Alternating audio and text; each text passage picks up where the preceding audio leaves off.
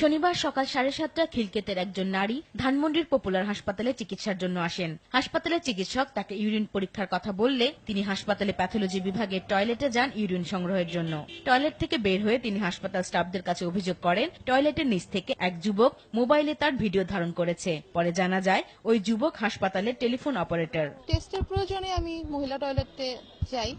তো যাওয়ার পরে আমি কিছুক্ষণ পরে দেখি সেখানে কেউ একজন হাত দিয়ে ভিডিও করতেছে, মোবাইলে ভিডিও করতেছে। আমি যখন করতেছি যে কে ভিডিও করতেছে, সে সাথে সাথে মোবাইল নিয়ে বের হয়ে গেল। পপুলারের মতো একটা ডায়াগনস্টিক সেন্টারে যে মানে একজন যে গেছে টয়লেটের ভিতরে গেছে, উপরেও ফাঁকা, নিচেও মোটামুটি অনেকখানি ফাঁকা, দরজাগুলো প্রত্যেকটা।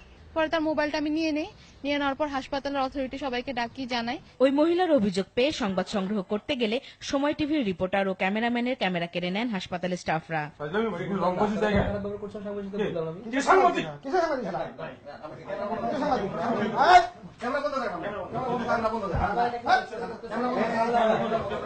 এ সময় তাদের মারধরও করা হয়। 4-5 জন ডাক্তার বাইরে থেকে চলে আসেন, ভিতরের রুমে ঢুকে আমার ক্যামেরা পার্সনকে চড়থাপ্পড় দেন, আমাকে মারার চেষ্টা করেন। আপনারা ভুল করছেন, এরকম কোনো নিউজ হচ্ছে না, আপনাদের স্টাফের বিরুদ্ধে অভিযোগটা নিয়ে আমরা কাজ করব।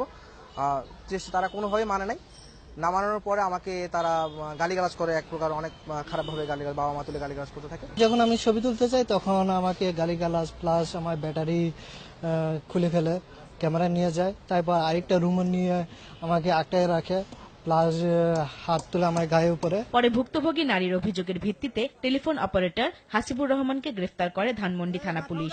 এ ব্যাপারে একটি মামলা করা হয়েছে। এই ঘটনায় পপুলার হাসপাতাল কর্তৃপক্ষ জানান হাসিবুরকে বরখাস্ত করা হয়েছে। হাসপাতালে সিসি ক্যামেরার ফুটেজ দেখে সাংবাদিক লাঞ্ছিত হওয়ার ব্যাপারে ব্যবস্থা নেওয়া হবে বলেও জানান তারা। একজন স্টাফ সে তার পার্সোনাল মোবাইল দিয়ে একটা মানে বাথরুমে সে মানে খুবই লুকিয়ে একটা ভিডিও করেছে আর কি। এই বিষয়টা মানে ঘটেছে, এটা আমরা জেনেছি এবং সঙ্গে সঙ্গে আমরা সেই ছেলেকে ধরেছি এবং তাকে আমরা পুলিশ ডেকে অলরেডি পুলিশে সোপর্দ করে দিয়েছে। তার আইনত ব্যবস্থা তার হবে।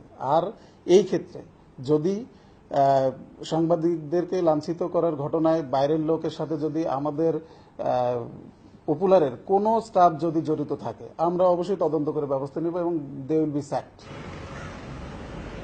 আতিকা রহমান, RTV, ঢাকা।